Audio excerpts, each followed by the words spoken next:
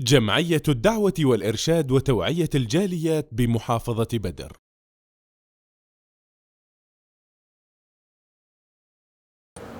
الحمد للہ رب العالمین والصلاة والسلام علی اشرف الانبیاء والمرسلین اما بعد۔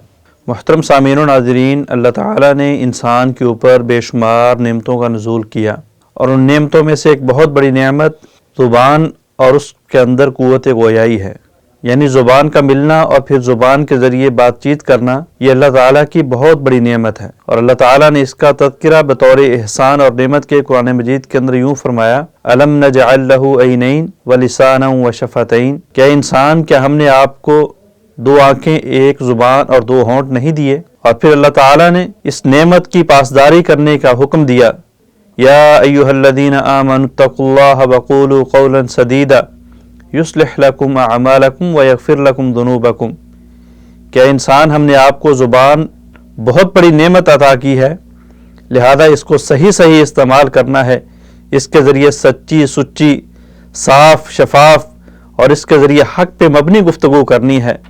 اس زبان کو جائز استعمال کرنا ہے، اس کا ناجائز استعمال نہیں کرنا۔ جب آپ اپنی زبان کی حفاظت کرو گے اور اللہ سے ڈرو گے، اللہ کا تقوی اختیار کرو گے، تو اللہ تعالیٰ تمہیں دو انعام دیں گے۔ فرمایا اس کے ذریعے دنیا کے اندر تمہارے تمام معاملات کو سیدھا کر دیں گے، تمام پریشانیوں کو، مشکلات کو، تکلیفوں کو، مصیبتوں کو دور فرما دیں گے، اور اللہ رب العالمین زبان کی حفاظت کرنے کی وجہ سے تمہارے گناہوں کو بھی دور کر دیں گے۔ اس زبان کی کیا اہمیت ہے، اس کی حیثیت کیا ہے؟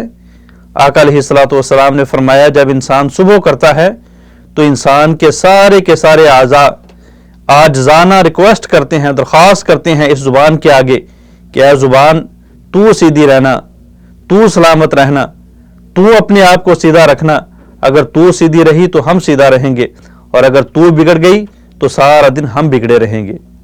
اس زبان کی کیا اہمیت ہے، کیا حیثیت ہے، کس قدر بڑی نعمت ہے؟ ترمذی شریف کی روایت ہے، آقا علیہ الصلوۃ والسلام نے فرمایا کہ انسان اس زبان کے ذریعے کبھی کبھار ایک کلمہ بولتا ہے، وہ اس کی پرواہ نہیں کرتا، لیکن وہ خیر کا کلمہ اس قدر قوی اور مضبوط ہوتا ہے کہ اللہ تعالیٰ اس کے ذریعے اس انسان کے درجات کو بلند فرما دیتے ہیں۔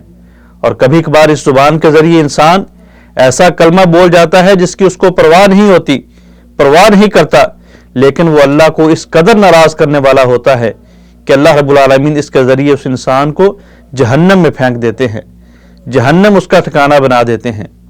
اور حضرت ابو ہریرہ رضی اللہ تعالیٰ عنہ کی روایت فرماتے ہیں کہ زبانوں کی حفاظت کرو۔ آقا علیہ الصلوۃ والسلام نے فرمایا، کبھی کبھار انسان اس زبان کے ذریعے ایسا کلمہ بولتا ہے کہ اللہ ناراض ہو کے اس کو جہنم کے اندر اس قدر گہرا پھینک دیتے ہیں جس قدر مشرق اور مغرب کے درمیان مسافت ہے۔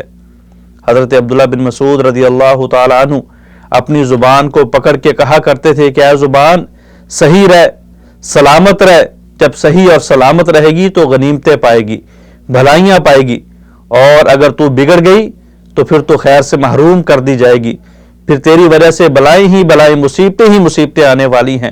شرمندگی کے دن سے پہلے، قیامت کے دن سے پہلے تو اپنے آپ کو ٹھیک رکھ کہ تو غنیمتیں ہی غنیمتیں پانے والی ہے۔ آقا علیہ الصلوۃ والسلام نے فرمایا کہ ابن آدم یعنی انسان اکثر غلط کام اپنی زبان کی وجہ سے کرتا ہے۔